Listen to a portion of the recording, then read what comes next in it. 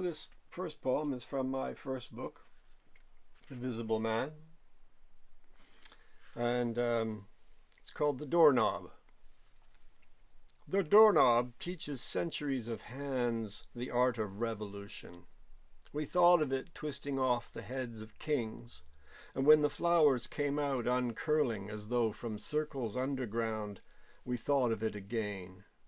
The holy doorknob teaches us the art of entry. Rotate the wrist, and great worlds will come spinning out of it. Turn that small knob of brass, and the whole mountain will unravel at your feet like the twisting of 1,000 snakes.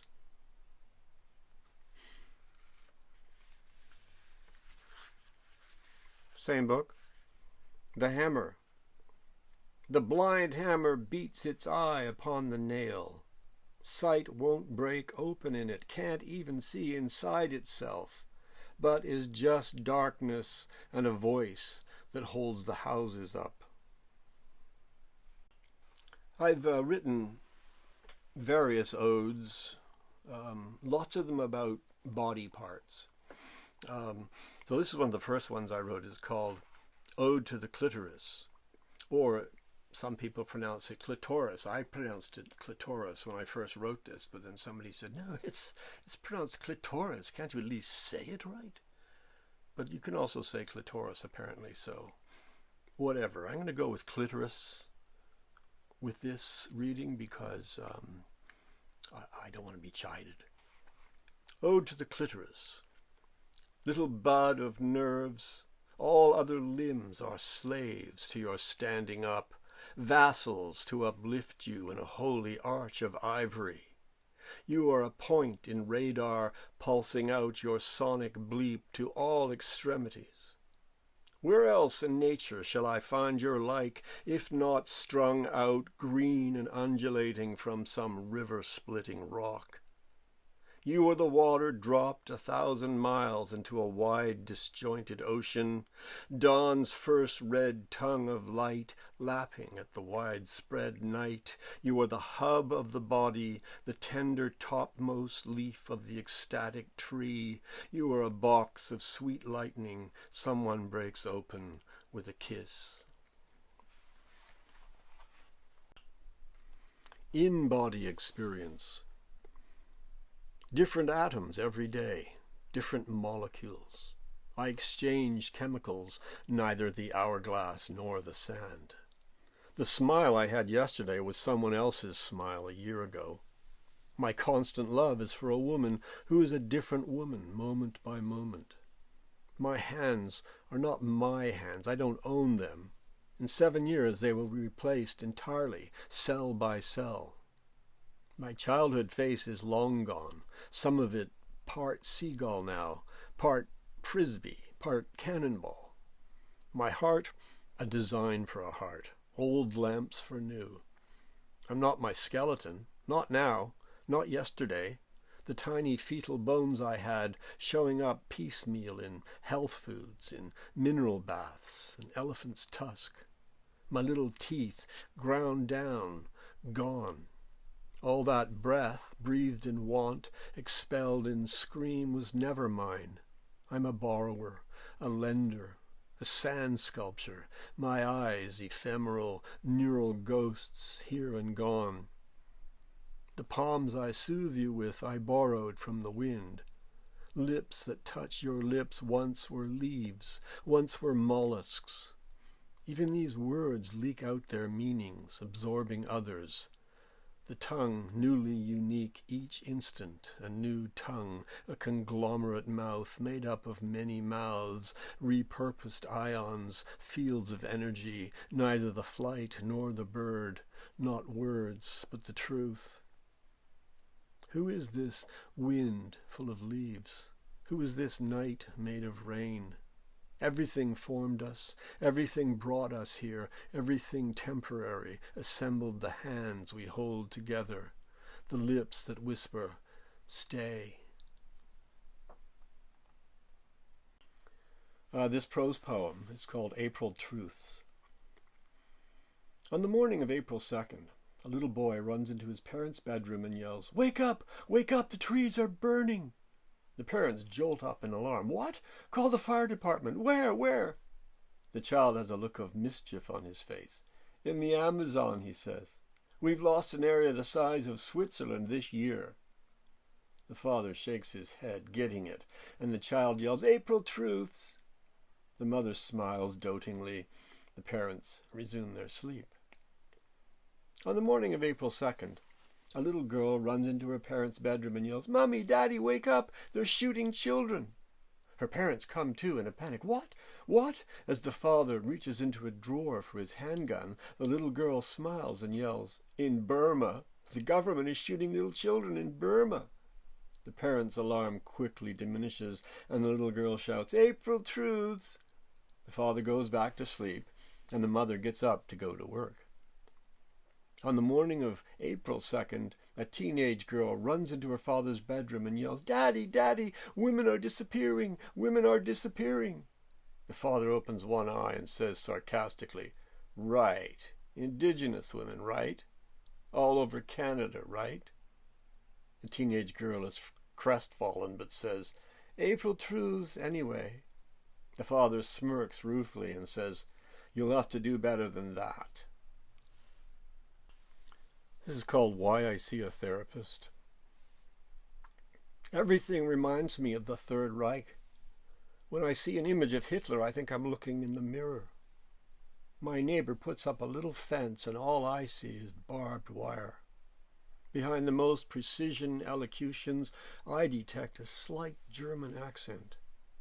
When trains moan at night, I turn away and shudder.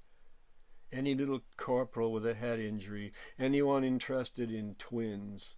All modern media, Goebbels, Goebbels, Goebbels. All your high art, Nazi art. Jets overhead, V2s, Luftwaffe. When silence persists, it is always that silence. Even when the priest says, "Mass," my brain adds, "murder."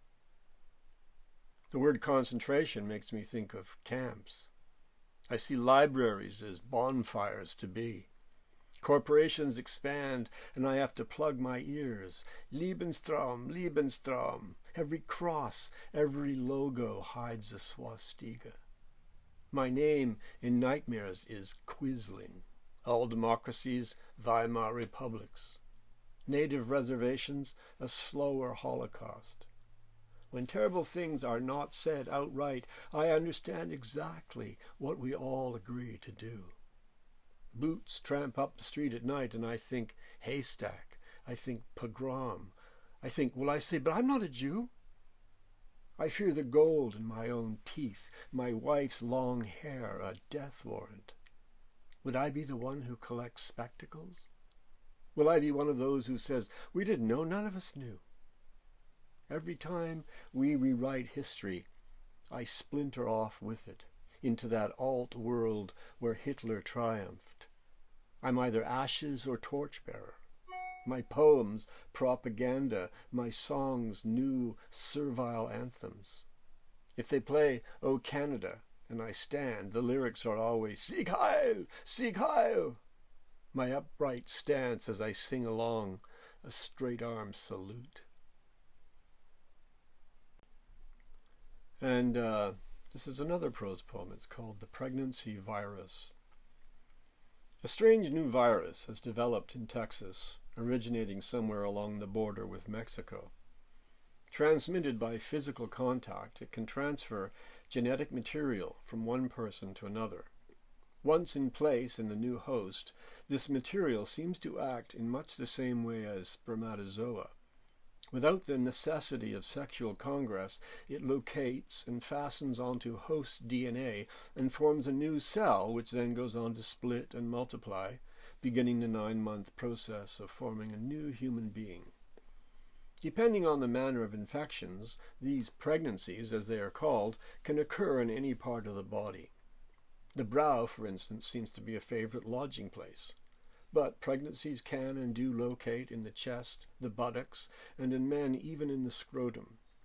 Without the supportive environment of a womb, some of these incipient fetuses do not survive full term, but many, in fact most, enabled by uncanny viral technologies as yet unexplained, developed amniotic sacs and umbilical cords capable of siphoning the necessary nutrients directly from the bloodstream. The adherence to law of so many of the infected in insisting on carrying these surprise fetuses to term has been remarkable. Despite one senator's much distorted face, he has publicly insisted on the right to life of his fetus, even though the infection originated in a physical assault by an illegal immigrant. Others have carried to term even when infected by close family members.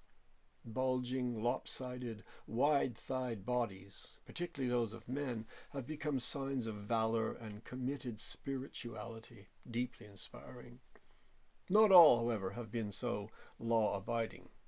Some whose pregnancy is in the marrow of the bones, for instance, and who will definitely expire in great agony, have refused to bear the burden, seeking instead abortions in more reproductive-friendly states.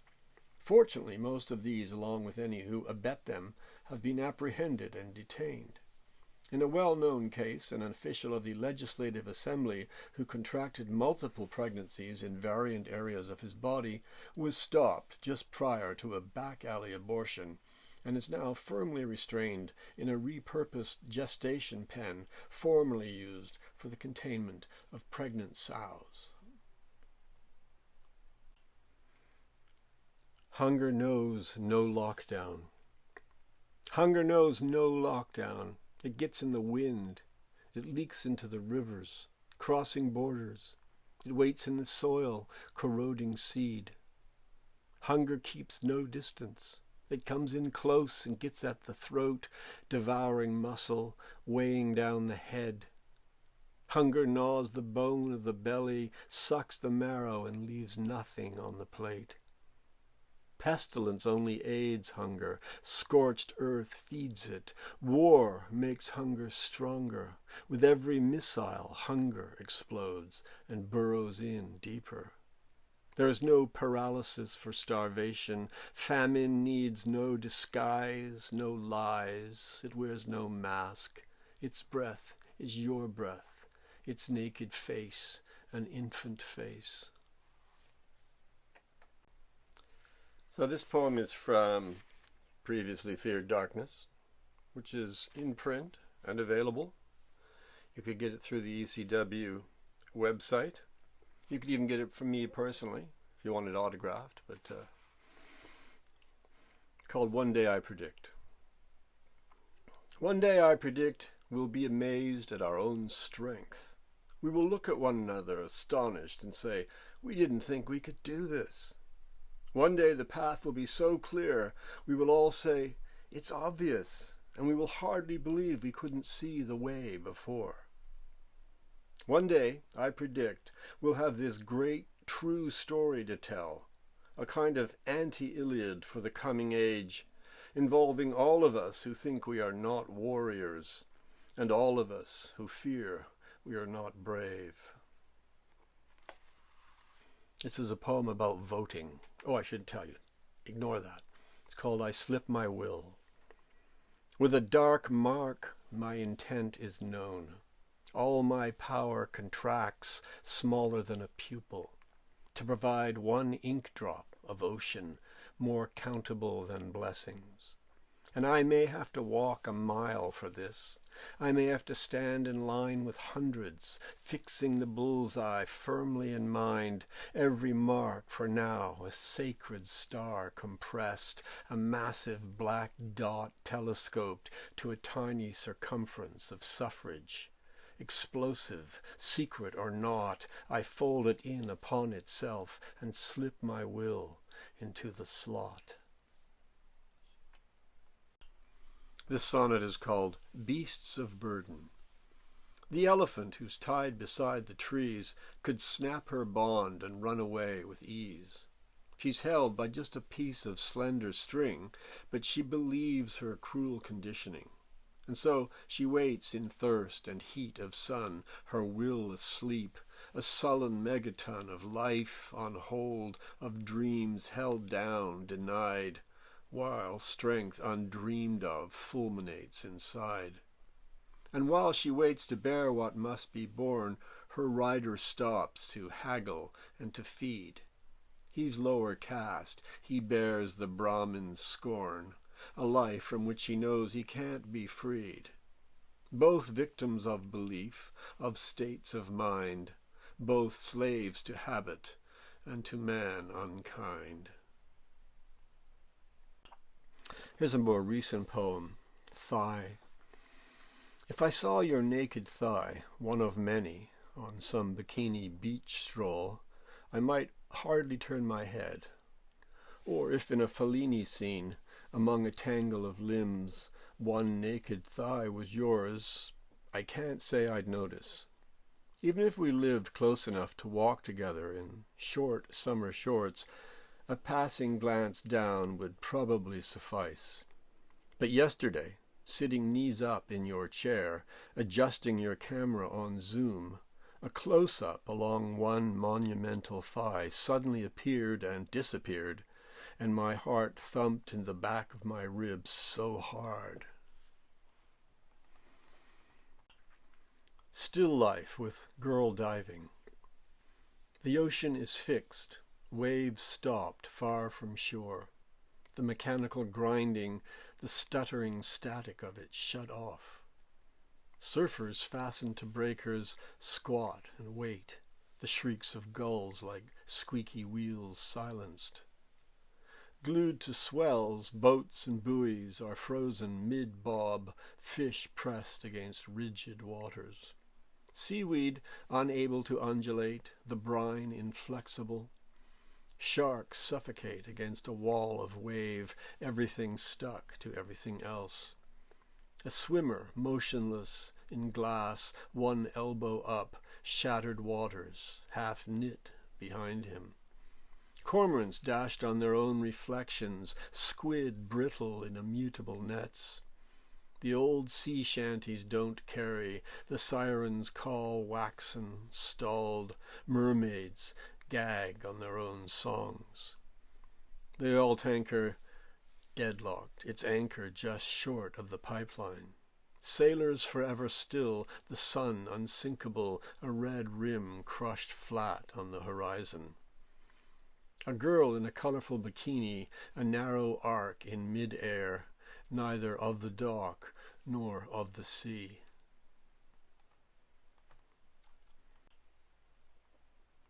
More from Previously Feared Darkness. It's called Just a Wee Bit About Fucking. We fuck like they fuck in hell to get out of the agony a little. We fuck wounded and sick.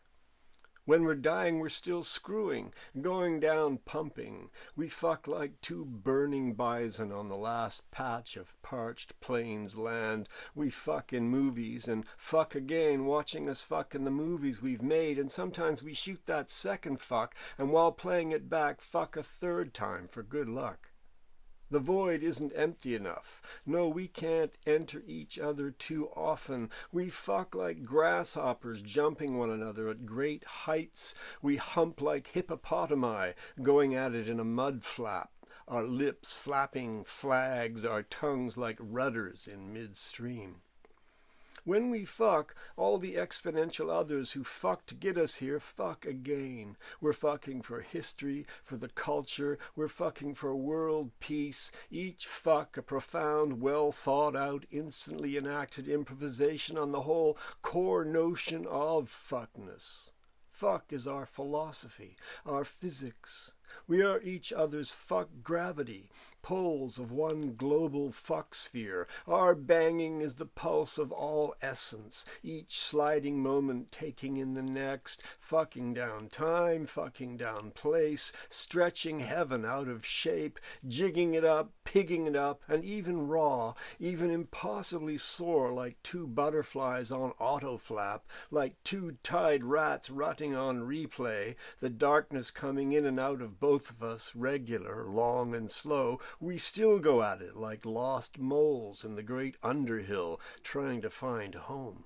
trying to fuck the itch out of God's heart, putting all that we are into all that we aren't, and getting it back and putting it in again in the great fuck and refuck that is time in skin. Fucking walking, fucking dancing, fucking standing completely still, face to face in love, concentrating deeply, nothing visibly pulsing but the pupils of our eyes. This is from the new book. It's called I Want to Go Back. It's so new, this book, that it's not even out yet, but it will be soon. In geological terms, it'll be soon. I want to go back. I want to go back and love her from afar as a child.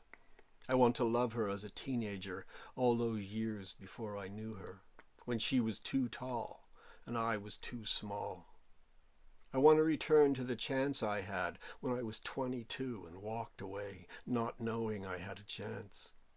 I want to retaste our first kiss, relive my first afternoon with her, re-ride that bed, that field, up against that tree. If I could get back to that night when I wrote Poem for a Tall Woman, I would, and we would make love exactly as we did, and I would write the poem again, just as it is. On star divination. We are devices thrown down by the stars, divining sticks with no will of our own. Our bodies, where they land, leave marks which can, they say, prefigure the unknown.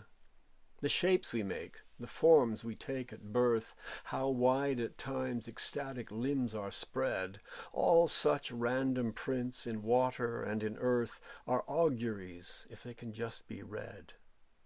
Some stars disdain all such beliefs, and yet they roll the dice ironically again. We are their guilty pleasure alphabet. We're lots cast down relentlessly like rain. We guide them home when they are lost, our love so luminous they can't avert their eyes. And yes, oh yes, stars wish on us.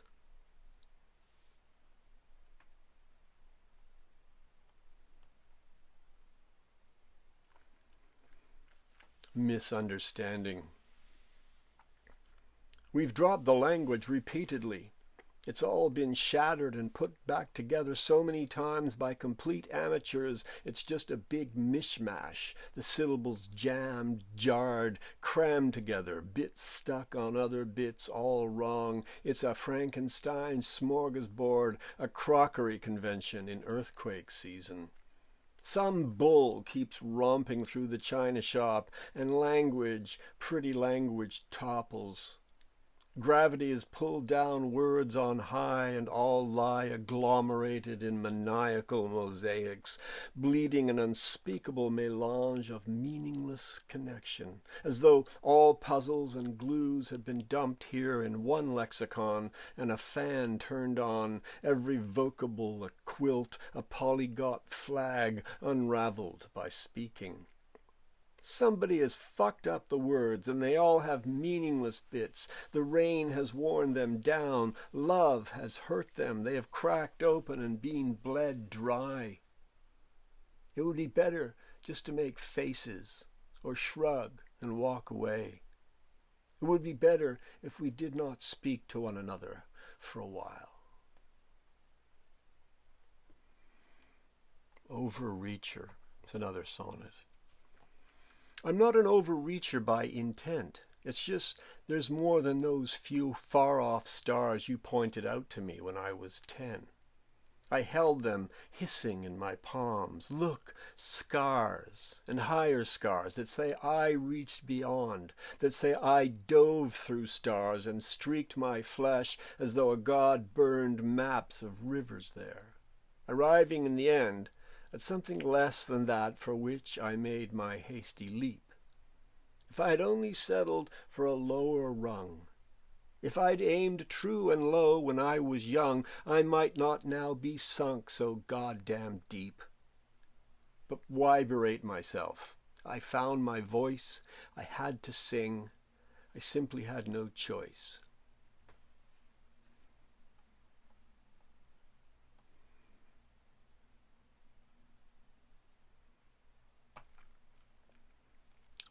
chimp with organ. A chimp with organ stands atop a tank and winds the music backwards with a crank. Back to the barrel the old ink is sluiced, restoring aging pages blank and white. Uncross those T's, deloop those useless loops, this law, that law, this universal right. Unravel flags, unthread the rebel tongue, as ranks in solemn unison recede, their legs lift straight from hip to toe as one, as if to say they have no need of knees. Drag back those haughty girls who stride to school, undo the suppositions of their birth, unbind the land, restore the ore to corporate rule, let hunger up out of the barren earth. A chimp with organ stands atop a tank and winds the music backwards with a crank.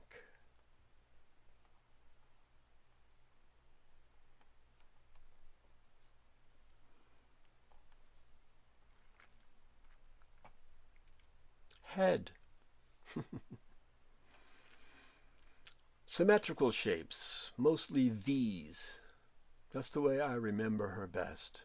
Half-fallen Titan, vertical to the knees, sprawled on her back on the bed, the chin beyond the mirror curve of breasts swayed to the sides, groaning like a violin.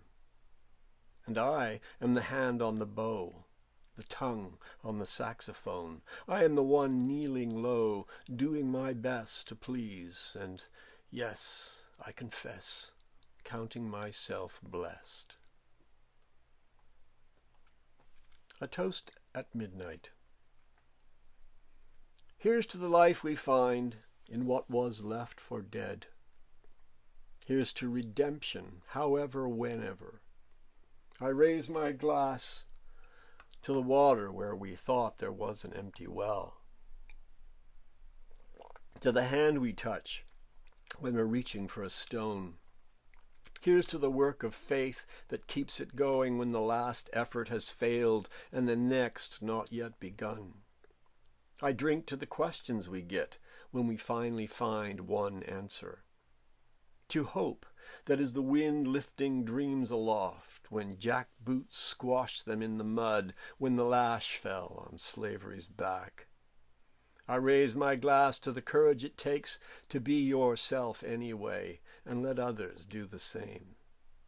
May we be at peace with the experiences of our lives. May our evils fade and our good works outlast us. May our challenges be the making of us. May we always keep a place in our hearts for the promise of peace. Yes, I really do believe in the promise of peace. So I'll finish with this song.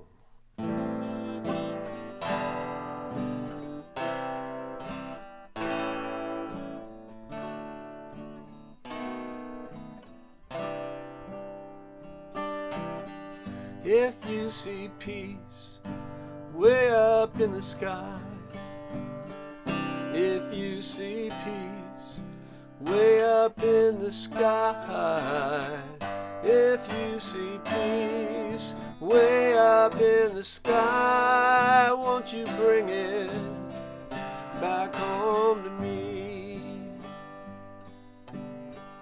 If you see justice far across the sea, if you see justice far across the sea, if you see justice far across the sea, won't you bring it back home to me? I keep thinking if we come from a place of love, we could heal the world. If you've got hope somewhere in your heart,